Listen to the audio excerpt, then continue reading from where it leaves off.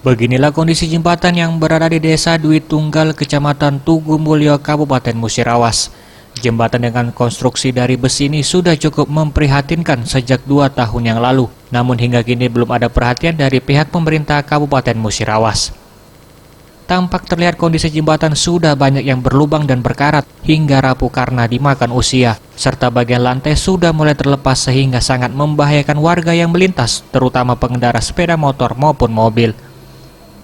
Kerusakan jembatan sudah terjadi sejak 2 tahun terakhir dan hingga kini kerusakan mulai hampir merata di sepanjang jembatan. Warga mengaku sangat khawatir jika jembatan dibiarkan saja tanpa ada perbaikan.